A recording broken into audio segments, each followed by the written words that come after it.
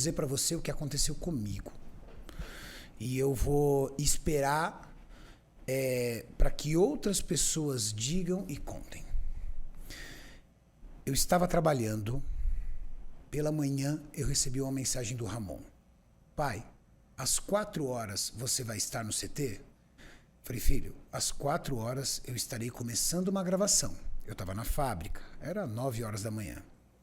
Mas, quando for por volta de quase 5 horas, eu termino. E aí eu tenho um podcast, mas eu seguro um pouco o podcast e te ouço. Tudo bem? Tá bom, pai. Quando for 5 horas eu tô aí. Legal. Eu terminei a minha gravação. Quando eu terminei a minha gravação, ele chegou.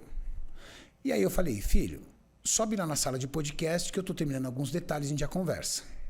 Eu sentei aqui, nessa mesa, nesse lugar. A Viti sentou aqui, de cabeça baixa. O Ramon sentou na minha frente, de cabeça baixa. E naquela mesa sentou um rapaz chamado André, que é dono da MIT, marca de roupas. O André começou a falar, o Ramon e a Viti de cabeça baixa.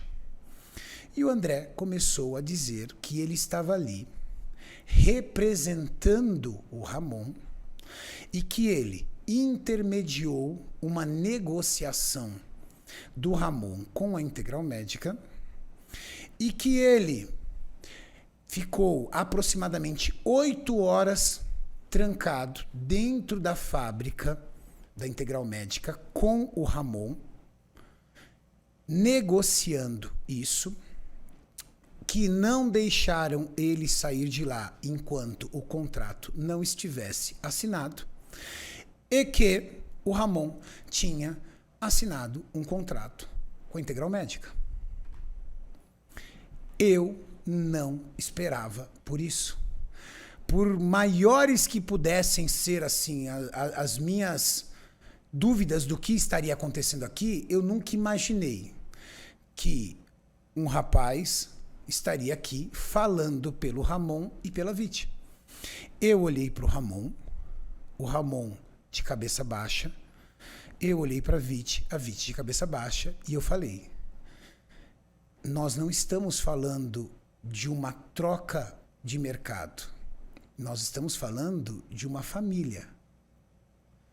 O Ramon é minha família. E quando nós temos um time de atleta, ali é uma família. Por mais que vocês talvez enxerguem a questão da relação comercial que realmente existe, quando você convive todo dia no esporte, a gente está falando de um esporte individual, as pessoas acabam se ligando como uma família, pelo menos é o que acontece aqui na Max Titânio, pelos laços de amizade e pela luta que um tem com o outro ali, do tipo, pô, você me ajuda, eu te ajudo, eu tô em preparação, você também tá, vamos junto. Se torna uma família. E aí eu falei pro André, o André falou, Renato, entenda uma coisa, isso é normal, isso é de mercado. Eu falei assim, André, para você pode ser de mercado. Para mim, é o meu filho que tá indo embora. Então, pelo menos respeita a minha dor, é o meu filho que tá indo embora. Eu não tive reação, eu levantei e falei,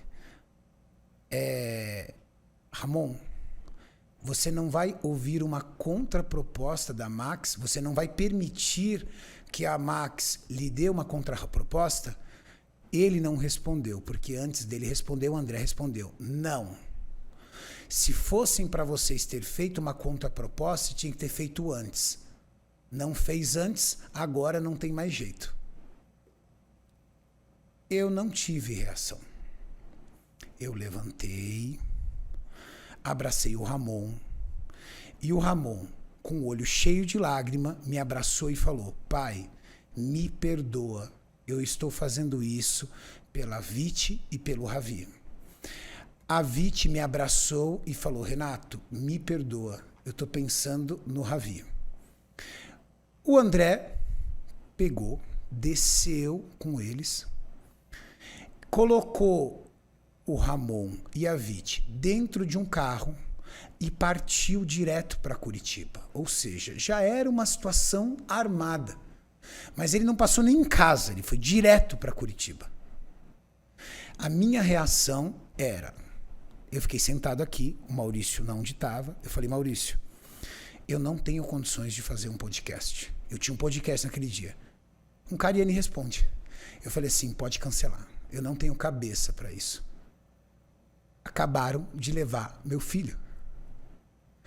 E aí, eu tinha um podcast, eu tinha uma live mais tarde com o cunhado do Sebum, que foi inclusive anunciado que eu faria parte. Eu liguei pro Tamer, falei, Tamer, me perdoa. Eu não tenho condições psicológicas de fazer uma live. Eu liguei pra Mariane e falei, Mariane, nós perdemos o Ramon. Ela, como assim? Eu falei, nós perdemos o Ramon. Mas como assim? Ele não falou nada comigo. Eu falei assim, ele veio e se despediu de mim. Ela veio,